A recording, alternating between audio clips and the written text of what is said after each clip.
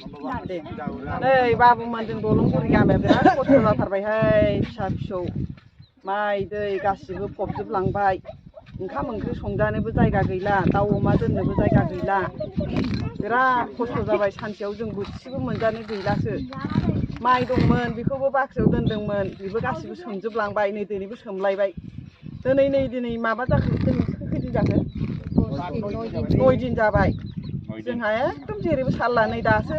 हाब्रुफोरखौ हला हलि हबाबो थांनोनो हाला जोङो बबे जायगायाव हगार हरबावनो आरो नै स्कुल दङ स्कुलाबो फिसा फिसौआबो थांनो जायगा गैला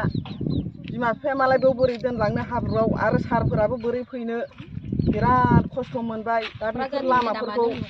बेफोर लामाफोरखौ एसे सिलि दैमाखौ गायबाम थेना होफैबा मोजां मोनगोन आरो जों गामिनि मानसिफ्रा स्कुला सानबैसे जाखो बन्द जानाया स्कुला जोंना दा सप्तासे जाबायानो बन्द जानाया फैनानै थाङो बेसोरा मा होननानै हाया आरो गथ'फ्राबो उन्दै बे दैखौ बोरै बारलांनो आरो जोंबो मानसि गिदिरा बोरै दोननानै फैनो दैयाव फैयोना गथ'फ्रा बिनि थाखाय जों गथ'फोरखौ दोनलांनाय जायाखै बोसोरफ्रामबो दैज्लां बोथोराव बेबायदिनो जाबाय थायो एबार बांसिन जादों देग्लाय बांसिन जादों आरो देग्लाय एकदम बैसां न'बाबो गासिबो बैसां न'आवनो गासिबो जि बनानै गन बनानै जों बिदिसो ओंखामखौ संनानै जायो दैखौ सारगारखांनानैसो बिदि जायो जों नोंथांमोना मोनसे सरकारनिसिम माबाफोर खावलायहरनो सानो सरकारनिसिमथ' जों बिदिनो लुगैदों दा थिंफोर हरो ना तिरपालफोर हरो ना जानाय लोंनाय एसे एनै दाउ अमाफोरखौ लामाफ्राव एसे दैयाथ' लामायावबो गाखोखायो नालाय होमबाबो जों बेफोरखौ लुनानै दोननो बेखौ हरबा एसे मोजां जागोन आरो MLA फोरा जाबाय दे जोंनि बे दालांगुरिनि गामिनि दै बानायाव लोमनानै थानायाव दा जोंनि बालाबोथार आनसलिकनिनो दा जोंनि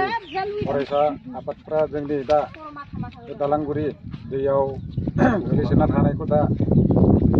फैनानै दा जोंखौ नायनो फैदों नायनो फैनायावनो दा जों आनसलिकनि मानसिफोरखौबो दा MLA फोरखौबो लेंहरदोंमोन खावलायदोंमोन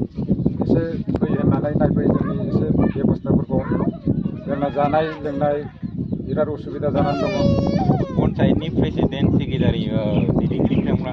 खबर लाफैयाखै नामा नोंथांमोनखौ दा जोंनि बे दालांगुरि रायजोआव जोंनि पन्चायतनिबो रावबो फैयाखै आरो जोंनि बे जुनाय हमतिनि MLA गुबुन फैगौ बेबो खुनु फैयाखै नायनो जोंनि बाहायनो MECनि MLA बो दंमोन आं बेखौ खेबसे थांनानै आङो खावलायदोंमोन जोंनि बेहाय एसे नायदो सार मा मोनसे बेबस्थाफोर कालभार मोनसे बिहैदोंमोन आङो स्कुलनि कारने गथ'फोरा बारनो हाया आरो बे स्कुलाबो फबजोब्बाय आरो दैया ओरै खारलाय माने बहुत बेबस्था माने एकदम बिराद गाज्रि अबस्थायाव जों गोलैनानै दङ दा जोंनि फोरोंगिरिखौबो जों मा बुंनो हानो फैयो आरो थांफिनो दा बिसोरखौबो जों बुंनो हाया जादों दा गावनि जोंनि गामिनि अनुस्थाना गथ' गथाय उन्दैफ्रा दा बारलांनोनो हायाबालाय बिसोरबो माने माथो बुंनो हानो जोंबोथ' जेबो बुंनो हाया दा आंनो जोंनि हिरिम्बापुर स्कुल बड' LP स्कुल बिनिनो आङो प्रेसिडेन्ट आङो स्कुलखौबो गथ' गथायफोरखौबो मोजाङैनो आपडाल खालामनानै नायगासिनो दङ दा फारसेनिफ्राय जोंना टिपकलाबो फबलाजोब्बाय मटरफोर दंमोन सोरनाबा बेबो दैजों लोमलाजोब्बाय दा बिनि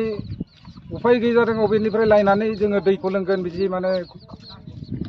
जोङो सिन्था खालामगासिनो दं आरो दा सोरबाबा खाथि खालानिफ्रायनो बिदिनो दै बाना गैयै जायगा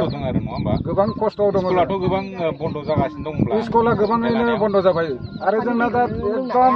अखायानो अखा जानानै दं 9-10 दिन जाबाय माने पुरा एकदम दै बारासो बारा लोमगासिनो दङ माने दा बेखायनो दा जोंनि बिटिआरनि जायगाया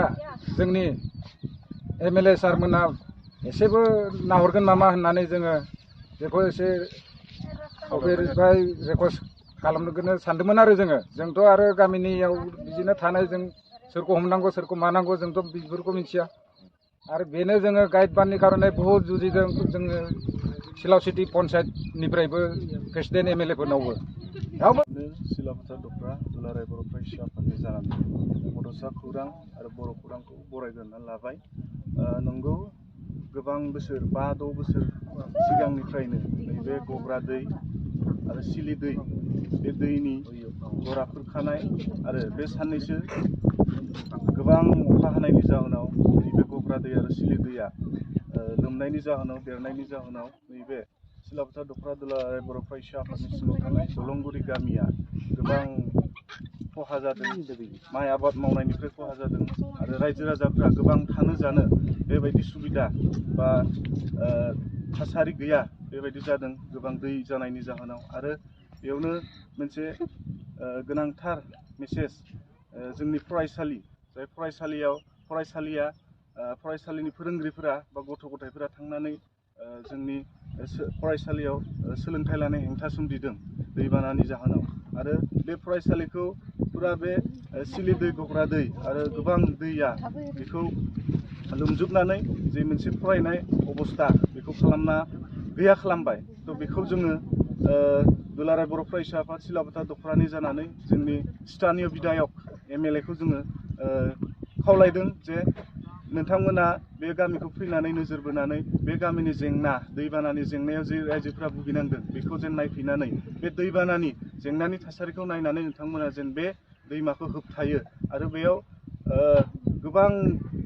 जानो थानो उन्दुनो जेबो थासारि बेबायदि गैयै जालांदों। गोबां दै जानायनि जाहोनाव न'खरफोरखौ सिफायलांजोबदों, न'खरफोरखौ दैमाया बुखारलांजोबदों, बालाजों फबजोबलांजोबदों आरो थोरसि लथा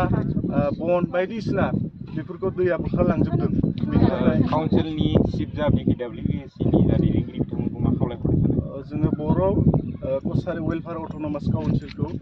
बेखौनो खावलायो जे जोंनि नैबे सिलापथार दख'रा दुलाराय बर' फरायसा आफादनि सिङाव थानाय नैबे दलंगुरि गामिनि जा दैमाजों बुखारजानाय बा सुबुंफोर बा गामि बेखौ नोजोर बोनानै नोंथांमोना जेन बे समस्यानिफ्राय माबायदि समाधान खालामनो हायो बेखौ जोङो गोख्रोङै खावलायबाय।